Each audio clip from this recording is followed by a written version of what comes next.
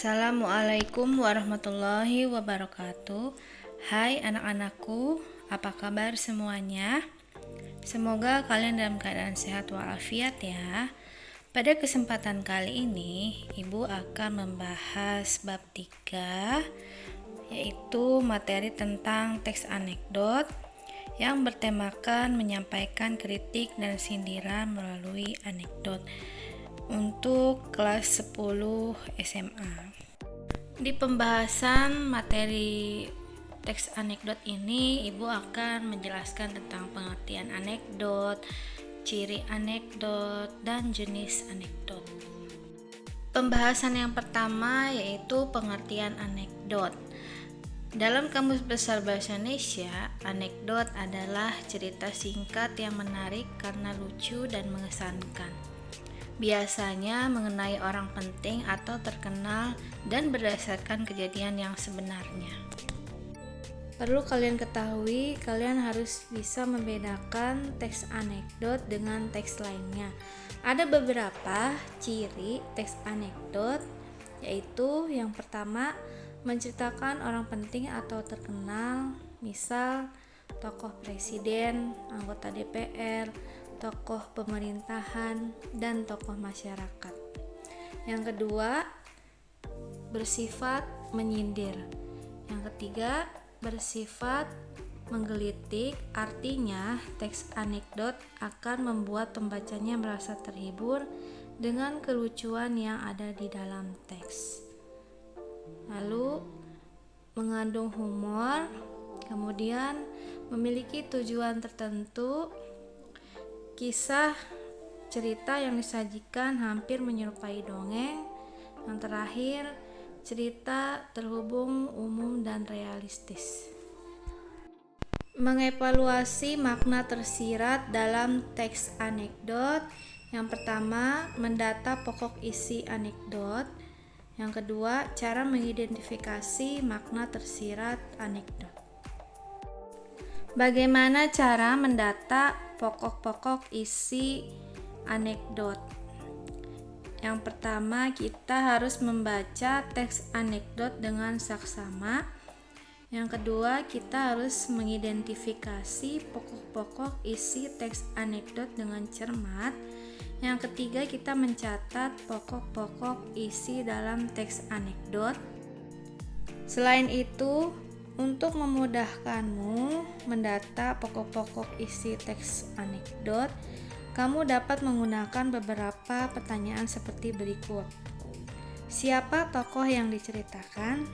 Apa permasalahan yang diceritakan? Bagaimana unsur humor di dalamnya? Apa pesan tersirat yang hendak disampaikan pencerita? Dengan 4 pertanyaan di atas, kamu dapat menemukan isi teks anekdot.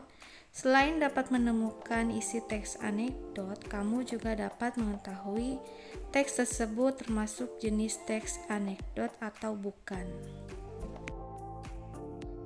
Setelah kalian mengetahui bagaimana cara mendata pokok-pokok isi sebuah teks anekdot, kemudian mengidentifikasi makna tersirat dalam sebuah teks anekdot.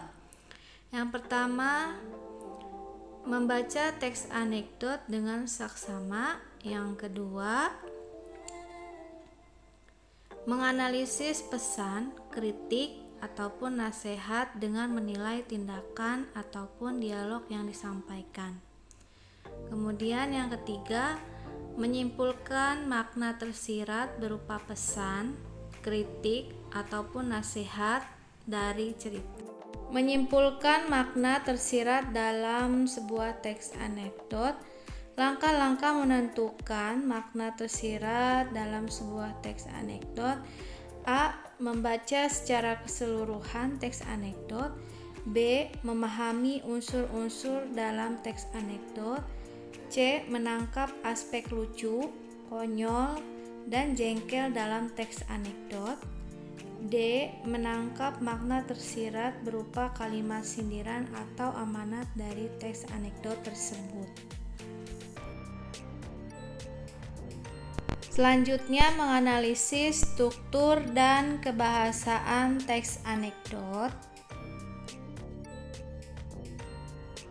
Berikut ini struktur teks anekdot. Ada abstraksi, orientasi, krisis, reaksi, dan koda. Selanjutnya penjelasan struktur teks anekdot. Yang pertama ada abstraksi, merupakan pendahuluan yang menyatakan latar belakang atau gambaran umum tentang isi teks. Yang kedua, orientasi merupakan bagian cerita yang mengarah pada terjadinya suatu krisis, konflik, atau peristiwa utama. Bagian inilah yang menjadi penyebab timbulnya krisis. Krisis dan komplikasi merupakan inti dari anekdot. Pada bagian krisis itulah terdapat kekonyolan yang menggelitik dan mengundang tawa. Kemudian ada reaksi, merupakan tanggapan atau respons atas krisis yang dinyatakan sebelumnya. Reaksi yang dimaksud dapat berupa sikap mencela atau mentertawakan. Kemudian yang terakhir ada koda. Koda merupakan penutup atau simpulan sebagai petanda berakhirnya cerita. Isinya dapat berupa persetujuan, komentar, ataupun penjelasan atas maksud cerita yang dipaparkan sebelumnya. Keberadaan koda bersifat opsional, boleh ada, boleh tidak. Kemudian ada unsur kebahasaan sebuah teks anekdot. Yang pertama, menggunakan kalimat retoris adalah kalimat tanya yang tidak memerlukan jawaban atau tanggapan langsung. Yang kedua, menggunakan konjungsi waktu. Konjungsi itu kata hubung. Kemudian menggunakan kalimat langsung. Kalimat langsung ini khusus untuk teks anekdot yang disajikan dalam bentuk drama atau dialog. Selanjutnya, menggunakan kalimat imperatif adalah kalimat yang mengandung makna meminta atau memerintah seseorang untuk melakukan sesuatu. Nah, terus yang terakhir, menggunakan kalimat seru adalah kalimat yang isinya mengungkapkan kekaguman perasaan. Menyusun teks anekdot berdasarkan struktur dan kebahasaan. Yang pertama, menceritakan teks anekdot dengan pola berbeda.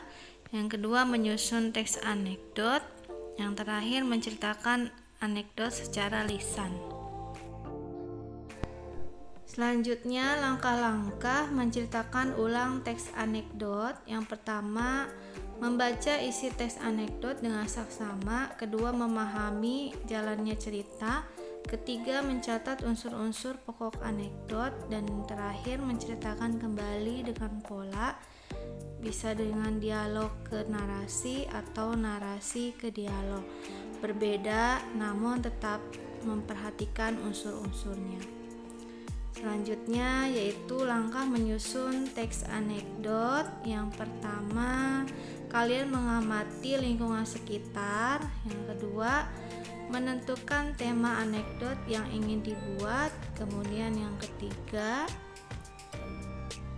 menentukan suatu yang ingin dikritik. Yang keempat, membubuhi unsur humor terhadap masalah atau peristiwa yang ingin dikritik. Dan yang kelima, membuat narasi anekdot dari awal sampai akhir dengan memasukkan humor tersebut di dalamnya. Baiklah, itu saja yang bisa saya sampaikan materi pembelajaran daring kali ini. Semoga apa yang saya sampaikan kalian dapat memahami. Terima kasih. Wassalamualaikum warahmatullahi wabarakatuh.